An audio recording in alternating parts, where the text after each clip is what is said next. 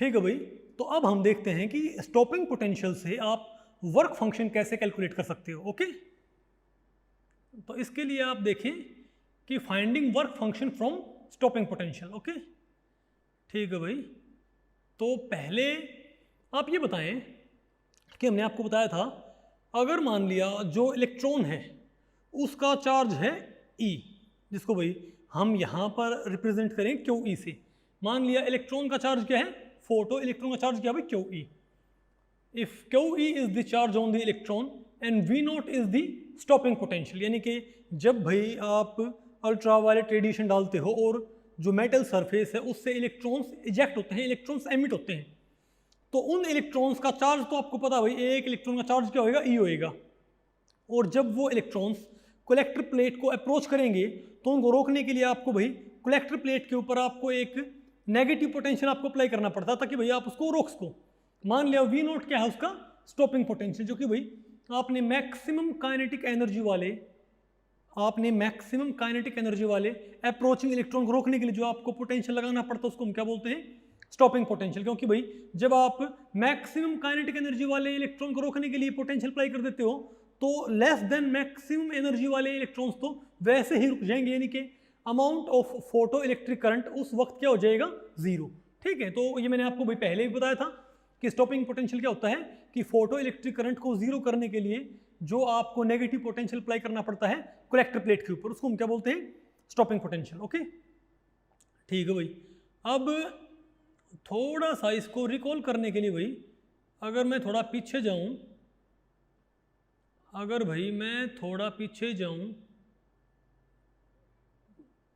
तो आपने भाई एक चीज़ आपने ज़रूर देखी थी, भाई कि अगर फ्रीक्वेंसी क्या है ν1 तो स्टॉपिंग पोटेंशियल क्या है -V1, ν2 तो -V2 और ν3 पे क्या है -V3, यानी कि जैसे जैसे फ्रीक्वेंसी ऑफ इंसिडेंट रेडिएशन बढ़ती थी वैसे वैसे स्टॉपिंग पोटेंशियल बढ़ता था। क्योंकि मैंने आपको बताया था भाई कि जैसे जैसे आप इंसिडेंट रेडिएशन की आप फ्रीक्वेंसी बढ़ाओगे तो जो kinetic energy of photo electron है वो बढ़ जाएगी और उसको रोकने के लिए आपको ज़्यादा पोटेंशियल नेगेटिव पोटेंशियल आपको अप्लाई करना पड़ता है कलेक्टर प्लेट के ऊपर, इजंट इट। ओके, ठीक है। अब दोबारा से आप भाई एक बार यहीं पर आओ, तो ये बात आपको पता है, तो आपने करना क्या है, तो आपने सिंपली भाई करना क्या है,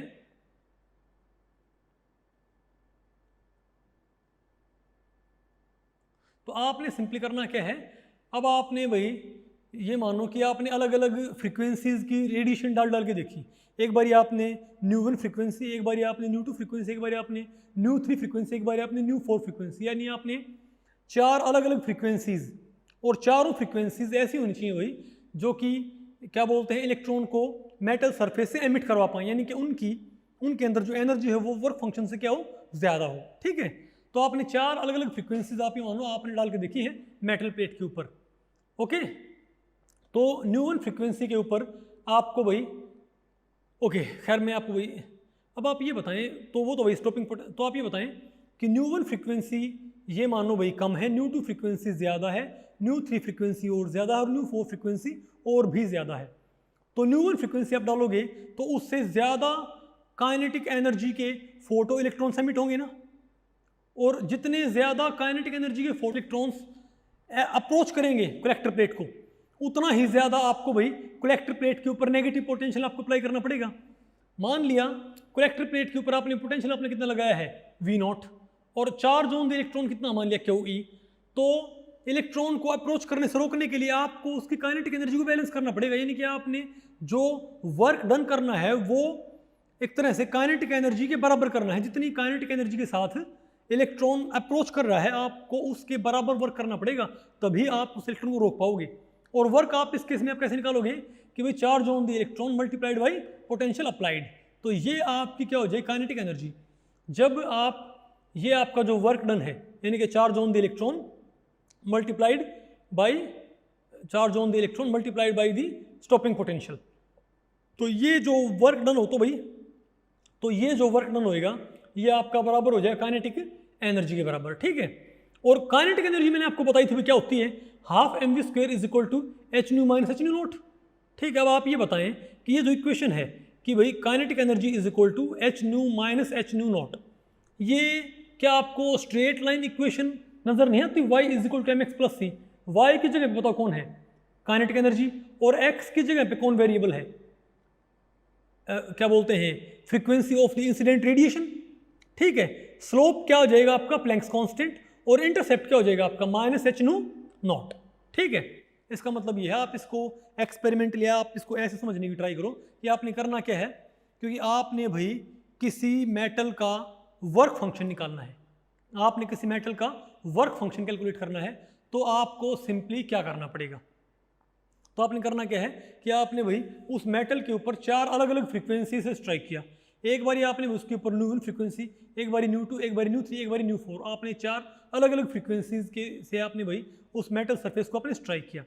फिर आपने देखा कि न्यू 1 फ्रीक्वेंसी से जब इलेक्ट्रॉन एमिट होते हैं तो उनमें मैक्सिमम काइनेटिक एनर्जी वाले इलेक्ट्रॉन को रोकने के लिए जो पोटेंशियल लगता है, ठीक है, वो पोटेंशियल आपने नोट कर लिया। उस पोटेंशियल को आपने मल्टीप्लाई कर दिया चार्ज ऑन द इलेक्ट्रॉन से, तो आपको ये पता लग गया कि भाई उस इलेक्ट्रॉन को रोकने के लिए आपने कितना वर्क करना पड़ता है। वो वर्क उसकी इलेक्ट्रॉन की काइनेटिक एनर्जी के बराबर होएगा, इजंट इट? फिर आप ये देखें कि न्यू 2 फ्रीक्वेंसी डालने पर जब फोटो इलेक्ट्रॉन्स एमिट होते हैं तो उन फोटो इलेक्ट्रॉन्स को रोकने के लिए आपको कितना वर्क करना पड़ता है। ठीक है, उसके लिए आपको ज़्यादा पोटेंशियल अप्लाई करना पड़ेगा, तो दूसरी बारी potential multiplied by charge on the electron. ठीक है, फिर आपने न्यू 3 फ्रीक्वेंसी पे आपने स्टॉपिंग पोटेंशियल नोट कर लिया। फिर आपने न्यू 4 फ्रीक्वेंसी पे आपने स्टॉपिंग पोटेंशियल नोट कर लिया। यानी कि आपने सिंपली क्या करना है, आपने न्यू 1, न्यू 2, न्यू 3, न्यू 4 आपने 4 फ्रीक्वेंसी डालनी है और उन चारों के ऊपर आपने क्या नोट करने हैं? Stopping potentials. उन स्टॉपिंग पोटेंशियल्स को आपने किससे मल्टीप्लाई कर देना है? Charge on the electrons. तो आपको ये पता लग जाएगा कि उन फ्रीक्वेंसीज से एमिट होने वाले मैक्सिमम काइनेटिक एनर्जी वाले इलेक्ट्रॉन्स को रोकने के लिए कितना कितना आपको वर्क करना पड़ता है। वो वर्क ही क्या होगा? उन इलेक्ट्रॉन्स काइनेटिक एनर्जी के बराबर होएगा। ओके, ठीक है भाई। उसके बाद तो आपने काइनेटिक एनर्जी आपने प्लॉट कर दी वर्सेस फ्रीक्वेंसी। तो आप क्या बोलोगे? तो आप ये बताओ, अगर आपने भाई 10th क्लास आपने 10th क्लास में आपने पढ़ा होगा, वहाँ पर आप किसी इक्वेशन का आप ग्राफ प्लॉट नहीं करते हो। जैसे आपके पास क्या होता था, y is equal to 2x plus 3 होता था। तो आप क्या करते थे? आप पहले एक टेबल बनाते थे ऐसे, ठीक है, उसमें एक यहाँ पर x और यहाँ पर y, आप x की वैल्यू पुट करते जाते हो और कॉरस्पॉन्डिंगली आपके पास y की वैल्यू आती जाएंगी। तो सिमिलरली अब आपने क्या करना, और जब आपके पास भाई एक्स वाई कॉलम का डेटा तैयार हो जाता है तब आप उसको भाई ऐसे ग्राफ पेपर पे आप प्लॉट करते हो कि x की वैल्यू इतनी, y की वैल्यू इतनी, x की वैल्यू इतनी, y की वैल्यू इतनी। तो सिमिलरली आपने यहाँ पर क्या करना, आप क्या बोलोगे यहाँ पर भाई कि इतनी फ्रीक्वेंसी डालने पर इतनी काइनेटिक एनर्जी, न्यू 1 फ्रीक्वेंसी डालने पर इतनी काइनेटिक एनर्जी। ठीक है, तो ये पॉइंट क्या शो कर रहा है? ये पॉइंट शो कर रहा है कि न्यू 1 फ्रीक्वेंसी डालने पर कितनी काइनेटिक एनर्जी है। इस पॉइंट के कोऑर्डिनेट्स, इस पॉइंट का एक्स कोऑर्डिनेट तो क्या शो करता है? एक्स कोऑर्डिनेट का मतलब ये है कि इसकी हॉरिजॉन्टल डिस्टेंस और इसकी वर्टिकल डिस्टेंस क्या है, इसका वाई पॉइंट। ठीक है, तो इस पॉइंट का एक्स कोऑर्डिनेट क्या शो करता है? फ्रीक्वेंसी यूज्ड, ठीक है, फ्रीक्वेंसी ऑफ इंसिडेंट रेडिएशन। और इसका वाई कोऑर्डिनेट क्या बताता है आपको? भाई इसका वाई कोऑर्डिनेट आपको क्या बताएगा कि भाई उस फ्रीक्वेंसी से कितनी काइनेटिक एनर्जी क्रिएट होती है एमिटेड फोटो इलेक्ट्रॉन के अंदर। फिर आपने भाई ये क्या है, ये पॉइंट क्या शो करता है? न्यू 3 फ्रीक्वेंसी और उस पे काइनेटिक एनर्जी। और ये पॉइंट का एक्स क्या शो करता है? New 4 frequency. और इसका वाई क्या शो करता है? उसके कॉरस्पॉन्डिंग काइनेटिक एनर्जी। ठीक है, तो आपने 4 अलग अलग फ्रीक्वेंसीज डाल के और उन पे एमिट होने वाले फोटो इलेक्ट्रॉन्स की आपने काइनेटिक एनर्जी नोट कर ली। और आपने फिर भाई वाई और आपने को भी प्लॉट कर दिया सिंपली। वाई पे तो आपने क्या ले दिया? Kinetic energy. और एक्स पे आपने क्या ले दिया? फ्रीक्वेंसी। ठीक है, तो आपके पास ग्राफ आ जाएगा। तो आप ये बताएं कि kinetic energy is equal to H nu by H nu naught. तो काइनेटिक एनर्जी वर्सेस न्यू, तो इसमें स्लोप क्या होएगा? Planck's constant. यानी कि अगर मैं इस लाइन को मिला के, इन चारों पॉइंट्स को फिर मैं मिला के एक लाइन ड्रॉ कर दूंगा भाई। ठीक है, अब इस लाइन का अगर मैं स्लोप निकाल लेता हूं तो स्लोप तो क्या होएगा? एग्जैक्टली प्लैंक्स कांस्टेंट के बराबर होएगा। जो प्लैंक्स कांस्टेंट जिसकी वैल्यू, और कमाल की बात ये थी, जब भाई फोटो इलेक्ट्रिक इफेक्ट के थ्रू जो प्लैंक्स कांस्टेंट की वैल्यू आती है, वही वैल्यू कब मिलती है? जब आपने भाई जो ब्लैक बॉडी रेडिएशन था उसके अंदर जो मैक्स प्लैंक ने भाई प्लैंक्स कांस्टेंट की वैल्यू बताई थी, एग्जैक्टली वही वैल्यू आपको यहाँ पर मिलती है। ओके, ठीक है भाई। और जब आपने इसको भाई, और इसके बाद जब आपने इसको फर्दर एक्सटेंड कर दिया तो ये तो न्यू नोट तो क्या हो जाएगा आपका? एक्स पे इंटरसेप्ट।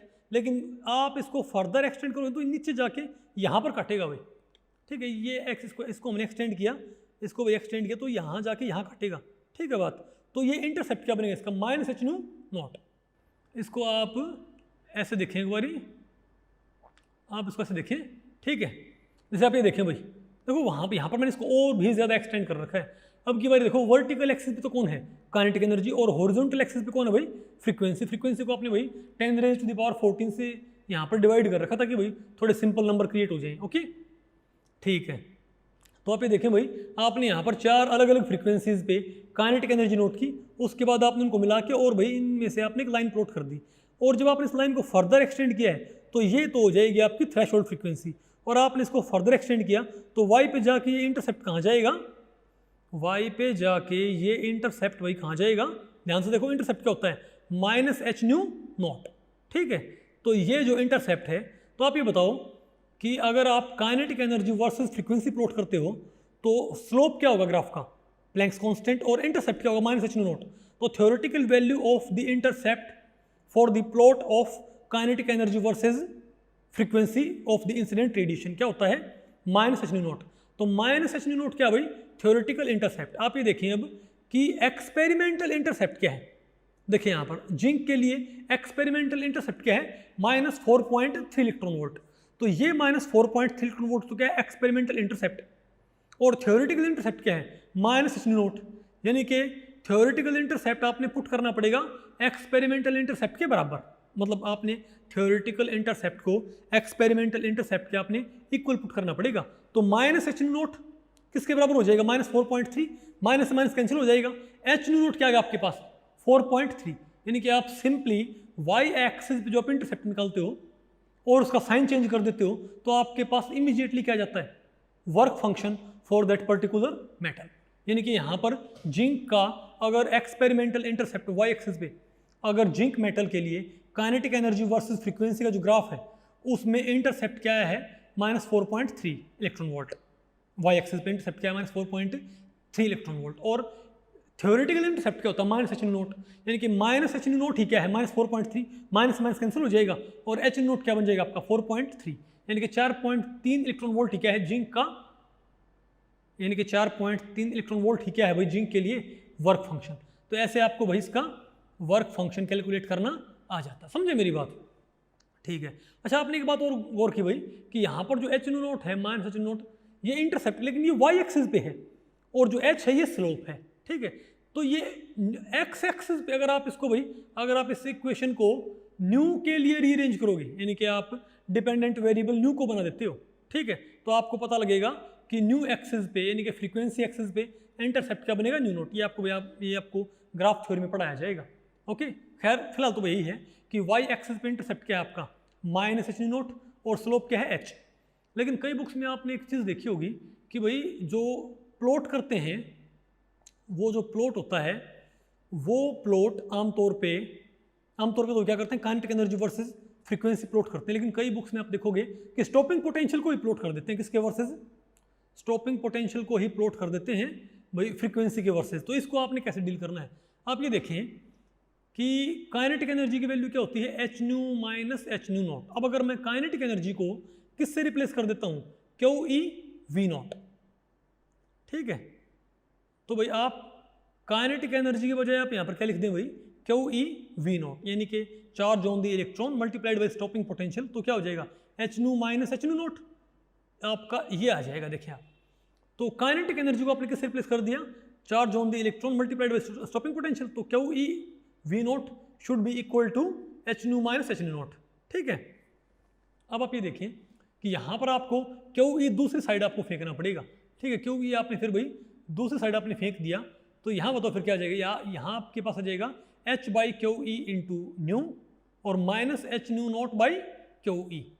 यानी कि अब आप ये देखें, ये तो एक कांस्टेंट है, ये तो क्या होगा भाई इंटरसेप्ट। अब ये भी क्या है, ये तो आपका है y, ये तो क्या है आपका y, और h बाई QE क्या है आपके लिए स्लोप, यानी कि m, और न्यू क्या है x, और c की बजाय यहाँ पर क्या है minus h nu not by QE। यानी कि ये भी फिर से क्या बन गई, y is equal to mx plus c। यानी आप स्टॉपिंग पोटेंशियल को प्लॉट करते हो न्यू के वर्सेस, तब स्लोप क्या आएगा h बाई QE, और इंटरसेप्ट क्या आएगा आपके पास भाई -h nu not by QE। तो आप यहाँ पर देखें भाई, यानी कि अब की बार आपने फ्रीक्वेंसी वर्सेस स्टॉपिंग पोटेंशियल आपने प्लॉट कर दिया है, तो स्लोप देखो क्या आता है भाई, h by QE, slope positive है, और इंटरसेप्ट क्या आएगा y एक्सिस पे -h nu not by QE। देखो मैंने आपको बताया था, अगर आप y एक्सिस पे स्टॉपिंग पोटेंशियल ना लेके आप काइनेटिक एनर्जी लेते थे, तो यहाँ पर -h नॉट था, स्टॉपिंग पोटेंशियल आने पर सिर्फ क्या हो जाएगा -h नॉट बाई QE।